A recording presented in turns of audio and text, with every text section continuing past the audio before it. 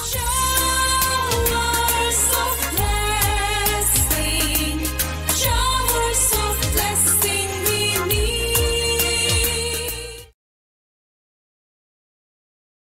Praise the lord.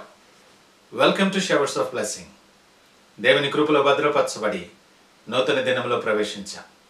ఈనాటి దేవుని వాగ్దానం, క్రీస్తు యేసునందున్న కృపచేత బలవంతుడవు కమ్ము.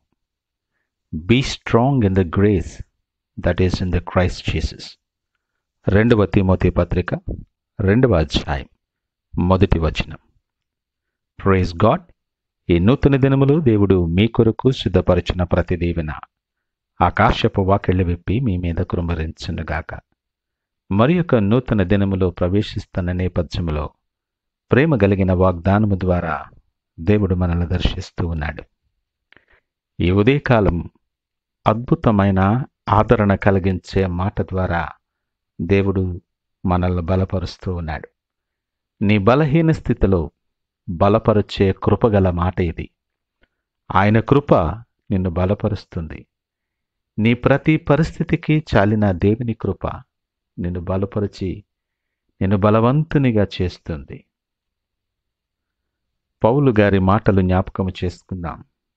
నేను ఏమై ఉన్నానో అది దేవుని కృప వలనే అయి ఉన్నాను అంటున్నాడు. ఎంత వాస్తవము కదా.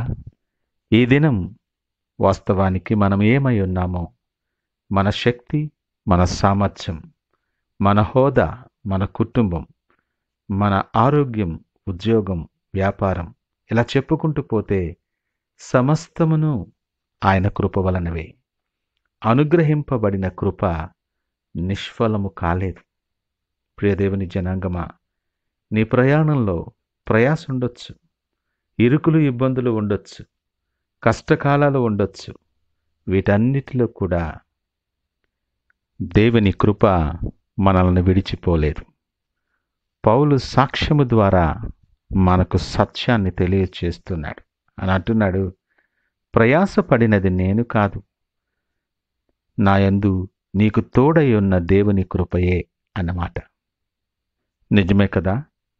ఈ దినము మనం అనుభవిస్తున్న క్షేమం, సమాధానం, నెమ్మది సమస్తము దేవుని కృప వలన మాత్రమే. ఈ మాటలు వింటున్న ప్రియ దేవుని జనాంగమా, సూటిగా దేవుడు నీతో మాట్లాడుతున్నాడు. ఆ కృపచేతనే, యేసుక్రీస్తునందున్న కృపచేతనే నీవు బలవంతుడువు కమ్ము అని పిలుపునిస్తూ ఉన్నాడు.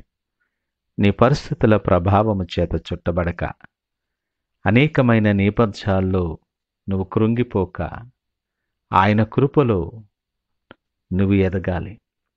ఆయన కృపలో నీవు నిలిచి, ఆ కృపతో నింపబడి, ఆ కృప చేత పోషింపబడి, కృప ద్వారానే నువ్వు బలవంతుడువుగా నిలవాలి. దేవుని ప్రణాళిక ఇది. నీ పరిస్థితులు, నీ నేపథ్యం అవేవైనా కావచ్చు. నువ్వు కృంగిన నేపథ్యంలో కూడా ఉండొచ్చు.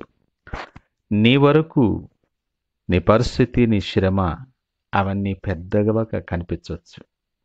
దేవుని దృష్టిలో అవి చాలా స్వల్పమైనవి.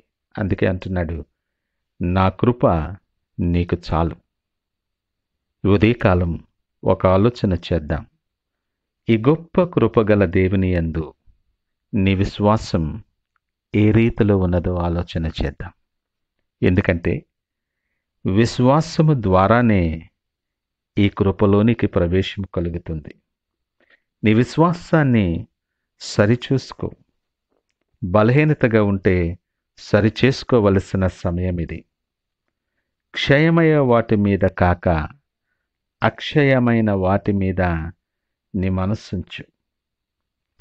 దేవుడు అంటున్నాడు, నీ విశ్వాసము లేకుండా దేవునికి ఇష్టడైండుట అసాధ్యం. నూతన దినాన్ని ఆరంభిస్తున్న నేపథ్యంలో దేని కొరకు నువ్వు ప్రయాసపడుతున్నావో ఒకసారి ఆలోచన చెయ్యి. దేవుని కృపకు విశ్వాసము లేకుండా ఆయనకిష్టుడైండుట అసాధ్యమన్న చెప్పబడిన నేపథ్యంలో ఆయనకు దూరస్తుడిగా జరిగిపోతున్నావేమో. ఆయన మాటలు నీ యందు ఉండకుండా, విధేయత లేకుండా, భక్తి లేకుండా ఆయనకు దూరస్తుడు అయిపోతున్నావేమో. నామమాత్రపు క్రైస్తవునిగా నువ్వు జీవిస్తున్నావేమో. దేవుని కృప పొందుకోలేవు. దేవుడి దినము నీతో మాట్లాడుతున్నాడు. ఆయన కృపచేత నువ్వు బలవంతుడువు కమ్మని దేవుడు నీకు పిలుపునిస్తూ ఉన్నాడు. దినాన్ని ఆరంభిస్తూ కొద్ది నిమిషాల సమయం తీసుకో. ఎక్కడ తప్పిపోతున్నావో, ఏ విషయాలు నిన్ను బలహీనపరుస్తున్నాయో నీ విశ్వాసములో ఆలోచన చేయి. నూతన అవకాశము దేవుడిచ్చాడు నీకు పరీక్షించుకోవటానికి, సరిచూసుకోవటానికి, సరిచేసుకోవటానికి. నువ్వెవరివైనా పర్వాలేదు, నువ్వు ఏ స్థితిలో ఉన్నా పర్వాలేదు, నీ పరిస్థితులు సరిచేయగలిగిన దేవుడు, సమస్తమునకు చాలిన దేవుడు నీతో మాట్లాడుతూ ఉన్నాడు. నువ్వు బలహీనుడిగా ఎందుకుండిపోతావు? నా కృపచేత నువ్వు బలవంతుడిగా ఉండు. నిన్ను బలహీనపరుస్తున్న పరిస్థితులను దాటి రావటానికి నా కృప అవసరం. ఆ కృప ఉచితముగా నీకు ఇవ్వబడుతుంది. ఉదయకాలం సిద్ధపాటు కలిగి ఆయన వైపు చూస్తూ ఆయన కృపలో బలవంతుడిగా నిలవబడటానికి సిద్ధపడి ప్రార్థనాపూర్వకముగా ఈ దినాన్ని ఆరంభిద్దామా? ప్రార్థించుకుందాం. పరిశుద్ధుడు, ప్రేమ నమ్మకమైన మా యేసయ్య స్తోత్రాలు. ఈ ఉదయకాల సమయం నాతో మాతో మీరు మాట్లాడిన విధానం చొప్పున మీకు వందనాలు. అవును ప్రభువా, పరిస్థితుల ప్రభావం చేత, శారీరక బలహీనతల చేత అనేకసార్లు దూరం అయిపోతున్నాం. నీ కృప చేత మేము బలవంతులుగా నిలవబడటానికి, మమ్మలను స్థిరపరచి నీ వాక్యము ద్వారా మమ్మల్ని నింపినందుకు నీకు వందనాలు. ప్రతి పరిస్థితికి చాలిన దేవా, మమ్మలను బలపరచి నీకు సాక్షులుగా వాడుకొని మీరే మహిమ, ఘనత, ప్రభావాలు పొందుకోమని యేసు పరిశుద్ధ నామమున అడుగుచున్నాం తండ్రి. ఆమేన్. God bless you.